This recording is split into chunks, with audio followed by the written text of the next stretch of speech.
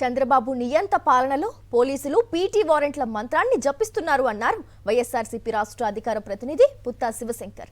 ప్రశ్నించే వారి ఇళ్లపైనే దాడులు చేసి బాధితులపైనే అక్రమ కేసులు పెట్టే విష సంస్కృతికి తెరతీశారని మండిపడ్డారు.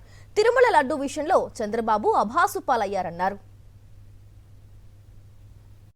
ఈ దాడులకి పాల్పడిన వాళ్ళేమో శాసనసభ్యులు, వీళ్ళందరూ కూడాను మరియు బయటకు వచ్చి మరోసారి వార్నింగ్లు ఇస్తా ఉంటే, ఈ దాడులలో వీడియోలలో ఫోటోలలో మొత్తం ప్రపంచమంతా చూస్తున్నా కూడా ఆ తెలుగుదేశం గూండాలు ఎవరు కూడా ఇంతవరకు ఒక్కరిని కూడా జైల్లో పెట్టినటువంటి దాఖలాలు లేవు.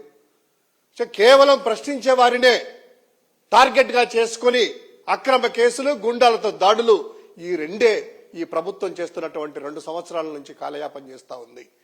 అంతేకాకుండా ఈ యొక్క సంస్కృతి నేరస్తులే ఎవరైతే నేరస్తులు ఉంటారు కదా, నేరస్తుల మీద కాకుండా బాధితుల పైన కేసులు పెట్టి ఆ బాధితులనే జైల్లోకి పంపించేసేసి బాధితులని అరెస్ట్ చేసేటువంటి ప్రభుత్వము బహుశా ఈ దేశంలోనే కాదు ప్రపంచంలో కూడా ఎక్కడ ప్రజాస్వామ్యం ఉన్నటువంటి దేశంలో రాష్ట్రాలలో ఈ తరహా సంస్కృతి ఎక్కడా కూడా కనిపించదు. కేవలం అది ఆంధ్రప్రదేశ్ మాత్రమే ఈ యొక్క కొత్త తరహా సంస్కృతికి పునాది వేసి 2 సంవత్సరాల నుంచి పరిపాలన అనేది ఇలా జరుగుతా ఉంది.